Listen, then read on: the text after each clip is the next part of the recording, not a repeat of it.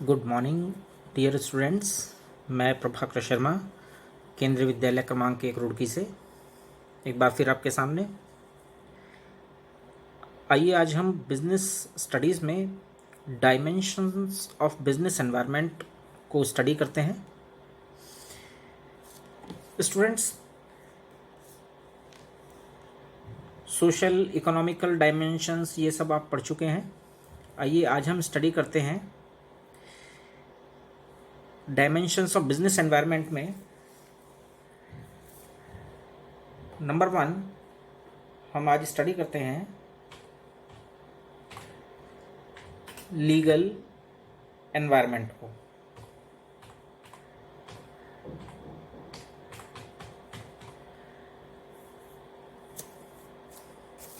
Students, legal environment में अगर हम उसको देखें तो इसमें साफ एक वर्ड दिखाई दे रहा है, लीगल यानी लॉफुल, यानी वो फैक्टर्स जो लॉ से रिलेटेड हैं और हमारे बिजनेस को अफेक्ट करते हैं। इनको हम नॉर्मली 4 पॉइंट्स में या 4 कैटेगरीज में हम इनको डिवाइड कर सकते हैं लीगल एनवायरनमेंट को, जिसमें फर्स्ट है लेजिस्लेशन बाय गवर्नमेंट। ये आपको दिखाई दे रहा है, यानी कि वो लॉ, वो रूल्स जो गवर्नमेंट बनाती है या अपने पार्लियामेंट में बनाती है, स्पेशल एक्ट पास करके उनको बनाती है। जिसमें हम बात कर सकते हैं, जैसे कि एक एग्जांपल के लिए कंपनीज एक्ट है, ट्रेडमार्क एक्ट है। तो हम देखिए, ये जो लॉज हैं ये गवर्नमेंट ने बनाए हैं और ये हमारे बिजनेस पर इफ़ेक्ट डालते हैं। इसका एक एग्जांपल मैं आपको दे सकता हूँ। आपने कंपनी एक्ट 2013 में देखा होगा, एक रूल पास किया CSR यानी कॉरपोरेट सोशल रेस्पॉन्सिबिलिटीज़। स्टूडेंट्स, ये जो CSR है इसका मतलब है कि वो कंपनीज या वो बिजनेस एंटरप्राइज जो एक जो प्रॉफिट की एक मैक्सिमम लिमिट है उसको भी क्रॉस कर जाते हैं। हालांकि प्रॉफिट की कोई लिमिट नहीं है, लेकिन फिर भी गवर्नमेंट ने सोशल पॉइंट ऑफ व्यू से उनको कुछ हेल्प करने के लिए, कंसीडर करने के लिए कुछ एक रूल बना दिया है कि जो भी कॉरपोरेट सेक्टर में जो भी फर्म है वो एक प्रॉफिट की एक लिमिट को अगर क्रॉस कर देती हैं या एक रेंज को क्रॉस कर देती हैं तो उनको उस प्रॉफिट का 2% वो सोशल ये सोसाइटी के लिए डोनेट करना होगा या सोशल वेलफेयर के लिए लगाना होगा, एक फंड बनाना होगा जिसको हम CSR का नाम दिया गया है। CSR में उसको डोनेट करना होगा, उससे सोसाइटी का डेवलपमेंट होगा, भला होगा, अच्छा होगा। जैसे मान लीजिए एनवायरनमेंट प्रोटेक्शन के लिए अगर कुछ काम होना है तो उस फंड को यूज़ किया जा सकता है। जैसे अभी आजकल देख रहे हैं कि ये एक वैश्विक महामारी ये चल गई है, इसके लिए भी इसमें भी कुछ डोनेट कर देंगे तो वो उससे भी गवर्नमेंट को थोड़ी हेल्प या सपोर्ट मिलेगी, सोसाइटी को भी हेल्प या सपोर्ट मिलेगी। वो इससे ईजीली इस बीमारी से वो लड़ पाएंगे और इसमें जो भी उनको प्रॉब्लम, फाइनेंशियल प्रॉब्लम आ रही हैं तो उनको थोड़ी सी कुछ हेल्प की जा सकती है। तो CSR के थ्रू भी ये काम हो सकता है। ट्रेडमार्क एक्ट है, जैसे कि हमने अभी बात की है, उस एक्ट में भी ये बना दिया गया है कि भाई ये जो इसके पास में भी जो इसको पेटेंट कराएगा या इस ट्रेडमार्क को जो यूज़ करेगा कोई और यूज़ नहीं कर सकता है। तो ये कुछ लॉज हैं जो हमारे बिजनेस एनवायरनमेंट को जो है, ये लीगल एनवायरनमेंट का एक फैक्टर है जो बिजनेस एनवायरनमेंट को अफेक्ट करते हैं। स्टूडेंट, सेकंड है हमारे पास में एडमिनिस्ट्रेटिव बॉडीज़ जो ऑर्डर पास करती हैं, यानी administrative orders by the government authorities. यानी कि ये वो अथॉरिटी जिनको गवर्नमेंट ने इस्टेब्लिश किया हुआ है और वो जो रूल्स पास करती हैं, ऑर्डर्स पास करती हैं, वो भी जो हैं वो हमारे एनवायरनमेंट को अफेक्ट करती हैं।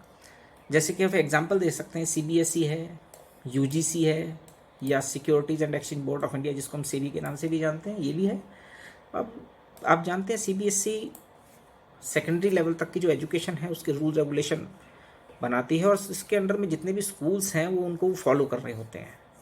जैसे कि आप जानते हैं CC पैटर्न आया, वो सभी को फॉलो करना था, कोई उससे छूटा नहीं। अभी CBSE ने आपने देखा होगा कि 1 to 11 तक, 10 और 12 को छोड़कर बाकी सभी क्लासेस में प्रमोशन पॉलिसी चेंज कर दी, तो सभी स्कूलों को वो माननी पड़ी। तो जो भी ऑर्डर्स हैं ये CBSE भी इन्होंने एक अथॉरिटी गवर्नमेंट ने बना रखी है और वो स्कूल्स को कंट्रोल करते हैं। ऐसे ही आप देख सकते हैं यूजीसी जो है ये यूनिवर्सिटी ग्रांट कमीशन, ये हायर एजुकेशन को कंट्रोल करती है। जैसे कि आप एग्जांपल देखिए, अभी एक रिसर्च में ही पीएचडी में, पहले पीएचडी करने के लिए किसी एंट्रेंस की ज़रूरत नहीं थी, एंट्रेंस टेस्ट की, लेकिन अभी एंट्रेंस टेस्ट की ज़रूरत होती है। पहले डायरेक्ट आरडीसी मीटिंग होती थी, रिसर्च डिग्री कमेटी, और उसमें अप्रूव होने के बाद कोई भी स्टूडेंट रिसर्च कर सकता था, बट अब ऐसा नहीं है। ऐसे ही हम बात करते हैं सेबी की, securities and exchange board of India ने अलग अलग तरह के रूल रेगुलेशंस बना रखे हैं। जैसे कि इनसाइडर ट्रेडिंग को प्रोहिबिटेड किया गया है, या जो भी मैनेजर का जो भी कमीशन है, अंडरराइटर्स कमीशन है, उनका एक रेट तय फिक्स किया गया है। तो ये सब चीज़ें जो हैं ये सेबी ने उनको कंट्रोल किया हुआ है। ये भी एक कंट्रोलिंग बॉडी है, ऑर्डर्स पास करती है, तो इसका भी हमारे बिजनेस पर इफेक्ट पड़ता है। तो ये कुछ एक एग्जाम्पल के रूप में मैंने आपको ये 3 बातें बताई हैं। नेक्स्ट पॉइंट आता है स्टूडेंट्स आपका court judgment. Student court judgment जो है ये भी, ये कोर्ट लॉ जो लॉ कोर्ट पास करती है, कोई जो भी कोर्ट डिसीजन देती है वो लॉ बन जाता है। ठीक है, तो कोर्ट अगर कोई जजमेंट देती है कि भाई ये मान लीजिए इस बिज़नेस को अभी चलाना है या नहीं चलाना है, अगर कोर्ट ने ऑर्डर दिया कि नहीं इसको चलाना है या इस पर पेनल्टी लगानी है, तो पेनल्टी लगाई जाएगी, तो वो लॉ बन जाएगा। वो सभी को फॉलो, सभी बिजनेसमैन को वो फॉलो करना होगा। इसका एक एग्जांपल मुझे अभी याद आ रहा है कि अभी आपने कुछ टाइम पहले देखा होगा कि सैमसंग और एप्पल के बीच में एक मैटर कोर्ट में गया था, जिसमें सैमसंग ने एप्पल पर ये एलिगेशन एक लगाया था कि भाई आप हमारी टेक्नोलॉजी को यूज़ कर रहे हैं और उसको जो है उससे आप अपनी सेल इंक्रीज़ कर रहे हैं, प्रॉफिट। तो उसमें कोर्ट ने एप्पल को एक डिसीजन दिया था कि भैया पर्टिकुलर अमाउंट, एक फिक्स अमाउंट जो है ये सैमसंग को कंपनसेशन में दें, तो वो देना पड़ा। तो कोर्ट का जजमेंट भी बिजनेस को, हमारे बिजनेस को अफेक्ट करता है। नेक्स्ट अगर हम देखें, decisions rendered by various government agencies, यानी कुछ गवर्नमेंट एजेंसीज अगर कोई डिसीजन देती हैं तो वो भी सबको फॉलो करना पड़ता है। For example ministry of civil aviation है, मिनिस्ट्री ऑफ एग्रीकल्चर है, टेलीकॉम मिनिस्ट्री है और ट्रांसपोर्ट मिनिस्ट्री है। ऐसे बहुत सारे कुछ अलग अलग डिपार्टमेंट्स हैं जो अलग अलग अपने अपने डिपार्टमेंट को ऑर्डर देते हैं, मिनिस्ट्रीज़ अपने डिपार्टमेंट को ऑर्डर देती हैं, वो सभी को फॉलो करना है सिविल एविएशन। जैसे कि मान लीजिए भी आपने देखा होगा सिविल एविएशन में बता दिया कि आप इससे ज़्यादा कोई पर्टिकुलर अमाउंट फिक्स किया और इससे ज़्यादा आप उससे टैक्स वसूल नहीं कर सकते हैं, तो हो गया। टेलीकॉम मिनिस्ट्री है, उसमें मान लीजिए कहा गया है कि अभी 50 पैसे पर मिनट से ज़्यादा का कॉल रेट चार्ज नहीं कर सकते हैं। या जो आपने देखा होगा कि कनेक्शन को, सिम को पोर्ट कराने की प्रोसेसिंग स्टार्ट कर दी, पहले ऐसा नहीं था, रोमिंग चार्जेस ख़त्म कर दिए। तो ये जो ऑर्डर्स हैं ये सभी को फॉलो करने पड़ते हैं। और आप देख रहे हैं कि जैसे जैसे गवर्नमेंट का ने इसमें इंटरफेयर किया और सभी कॉल रेट्स वगैरह ये सब डाउन आ गए, और आज आप देख रहे हैं टेलीकॉम में बहुत ज़्यादा कंपटीशन हो गया है और कॉल रेट वगैरह भी सस्ते हो गए हैं। तो इस तरह से हमारे बिज़नेस में इसका भी इफेक्ट पड़ता है। ट्रांसपोर्टेशन वगैरह, इसमें भी गवर्नमेंट के जो ऑर्डर्स होंगे वो सभी को फॉलो करने पड़ते हैं।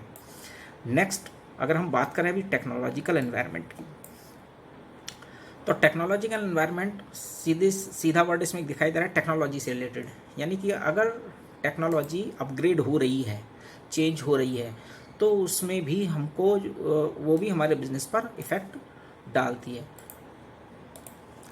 अभी हम इसको भी 2 पॉइंट्स हम इसमें देख सकते हैं, जैसे improvement in ways of production. अगर प्रोडक्शन में भी, प्रोडक्शन के तरीके में भी अगर हम इम्प्रूवमेंट हो रहा है, फॉर एग्जांपल आपने पहले देखा होगा जो हमारी गारमेंट इंडस्ट्री थी, पहले एक मान लीजिए कोई एक पैंट ही बनाना है तो किसी भी क्लॉथ को पहले काटा जाता था, फिर उसको सिला जाता था, फिर उसकी फिनिशिंग की जाती, फिर आयरनिंग होती थी, फिर पैकेजिंग होती थी। ऐसे एक प्रोडक्ट को बनाने में या एक क्लोथिंग को बनाने में बहुत सारे दिन लग जाते थे, 6 to 7 डेज़ में भी कभी कभी इतना टाइम लग जाता था। बट अभी आपने देखा होगा नई टेक्नोलॉजीज़ आ गई हैं, मशीनरीज आ गई हैं, तो ये मशीन तो 1000 पीसेज एक साथ काट देती हैं, एक साथ सिल देती हैं, उनकी फिनिशिंग हो जाती है, उन पर और भी कुछ काम, अच्छा काम कराया जा सकता है, जैसे कि कढ़ाई बुनाई भी उस पर हो सकती है। तो ये सब काम देखिए आप, टेक्नोलॉजी इम्प्रूव हुई तो उससे ये सब काम आसान हो गए। तो अगर टेक्नोलॉजी, अगर हम अपने प्रोडक्शन में टेक्नोलॉजी को यूज़ कर रहे हैं तो उसका भी हमारे बिजनेस पर इफेक्ट पड़ेगा ही। नेक्स्ट है new ways of conducting business. आज देखिए मॉडर्न जो हमारा नया भी ज़माना आया है, न्यू इरा में टेक्नोलॉजी का रोल बहुत इम्पॉर्टेंट हो गया है।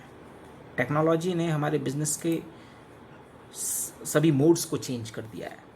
अभी वो ट्रेडिशनल मेथड अगर हम से चलते तो अभी बहुत काम पीछे हो सकता था, लेकिन अभी नई टेक्नोलॉजी के आने की वजह से अभी ये बहुत आसान हो गया है सभी तरह से। आप देख सकते हैं कि अभी बिजनेस में एक वर्ड हम टर्म यूज़ कर रहे हैं, आपने क्लास 11 में पढ़ा है, ई कॉमर्स, ठीक है।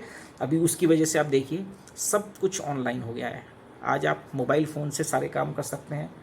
जैसे आप देखिए, आपको मान लीजिए कोई ऑर्डर देना है, फ्लिपकार्ट है, स्नैपडील है, तो फ्लिपकार्ट, स्नैपडील या और अमेज़ॉन वगैरह इन सब साइट से आप घर बैठे उस टेक्नोलॉजी को, मोबाइल टेक्नोलॉजी को यूज़ करके आप इजीली ऑर्डर दे सकते हैं और वो आपके पास तक पहुंच जाएगा, ना आपको कहीं जाने की ज़रूरत पड़ी। तो ये कितना आसान हो गया। एडवर्टाइजमेंट आप देखिए, पहले कितना एडवर्टाइजमेंट के लिए पेपर वगैरह में, न्यूज़पेपर में ऐड देना पड़ता था, फिर उसको प्रिंटिंग होती थी, फिर वो लोगों तक पहुंचाया जाता था, न्यूज़पेपर या एड मैगज़ीन पहुंचाई जाती थी, फिर लोग उसको पढ़ते थे। अभी वो सब कुछ पीछे रह गया। अभी आप देखते हैं वेब पब्लिशिंग होती है, आप कोई भी साइट खोलते हैं, साइड में एडवर्टाइजमेंट आ रहे होते हैं। तो अभी नया ज़माना आ गया है, न्यू मेथड, न्यू टेक्नोलॉजी आ गई है। अभी मैं कुछ दिन पहले न्यूज़ में देखा था कि बड़ी कंपनीज़ जो हैं, ये जो भी ऑनलाइन बिजनेस कर रही हैं, ये ड्रोन से प्रोडक्ट को होम डिलीवर कर रही थी। अभी ऐसा एक न्यूज़ में मैंने देखा था। तो क्योंकि इसमें जैसे कि आप जानते हैं कि अभी कोविड-19 सोशल डिस्टेंसिंग को मेंटेन करना है, तो वो देखिए उसको ड्रोन के थ्रू वो अपने प्रोडक्ट्स को वो ऊपर उनके घर पे पहुंचा रहे थे। जैसे बिल्डिंग में कोई ऊपर रहता है, 3rd-4th फ्लोर पर रहता है, तो ड्रोन के थ्रू वो इजीली उसको पहुंचा रहे थे। तो अभी टेक्नोलॉजी इतनी एडवांस हो गई है, तो जो टेक्नोलॉजी है उसका इफ़ेक्ट भी हमारे बिजनेस पर पड़ता है।